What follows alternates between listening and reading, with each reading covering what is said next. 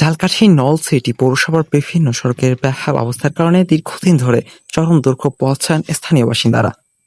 বিশেষ করে কাঠের বুট থেকে ময়দান এবং ময়দান থেকে অনুরাগ বাজার পর্যন্ত সড়কের বিভিন্ন অংশ ভাঙাচোরা ও চলাচলের অনুপযোগী হয়ে পড়ে। স্থানীয়দের দাবি, প্রায় ৩০ থেকে ৩৫ বছর ধরে এলাকায় সড়ক উন্নয়নে কার্যকর কোনো পদক্ষেপ নেওয়া হয়নি। ফলে প্রতিদিন শিক্ষা, চিকিৎসা ও কর্মস্থলে যাতায়াতে চরম ভোগান্তির শিকার হচ্ছেন তারা।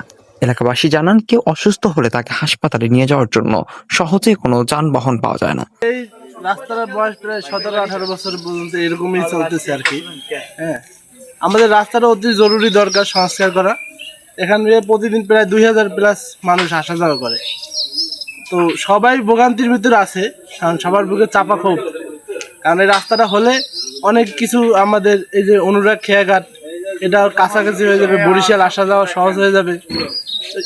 আপাতত আর কিছু না বলে যদি কোনো কিন্তু ছাড়া রাস্তাটা সংস্কার করা জরুরি। খুবই একটা রুগী নিয়ে এখান থেকে যেতে যেতে সেই রুগীর অবস্থা খুবই খারাপ অবস্থায় চলে যায়। ঠিক আছে, আমাদের সরকারের কাছে আমাদের আবেদন, খুবই দ্রুত এই রাস্তাটা সংস্কার করা হয়।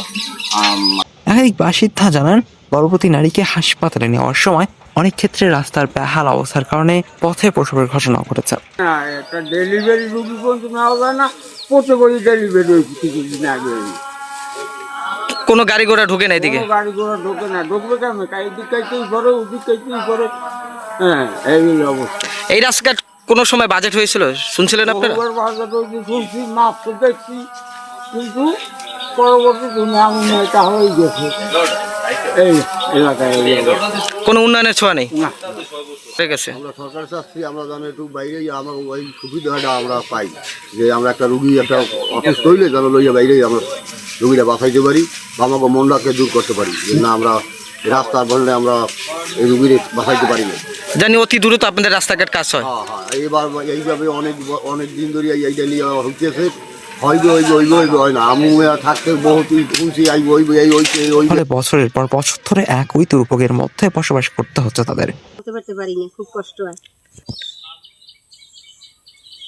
রাত্রে যদি অসুস্থ একটা রুগী আমরা নিয়ে যেতে পারি না, খুব কষ্ট হয় আমাদের।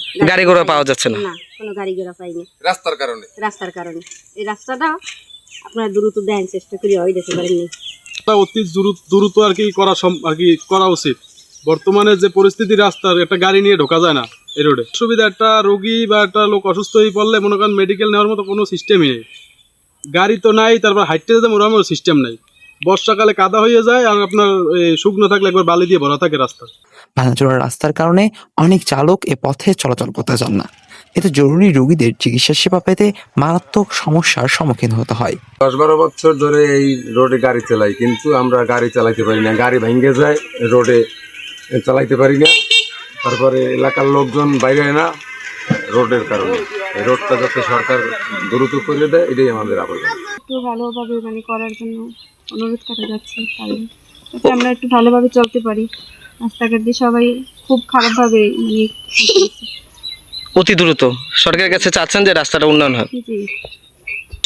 স্থানীয় বাসিন্দারা আরো অভিযোগ করেন, সড়ক সংস্কারের জন্য একাধিকবার বাজেট বরাদ্দের কথা শোনা গেলেও বাস্তবে কোনো উন্নয়ন চোখে পড়েনি।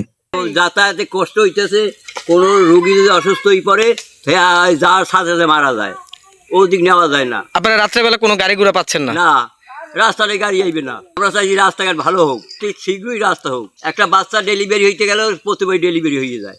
সড়কের করুণ অবস্থার কারণে অধিকাংশ যানবাহন চলাচল এড়িয়ে চলে। দ্রুত টেকসই উন্নয়ন চান এলাকাবাসী।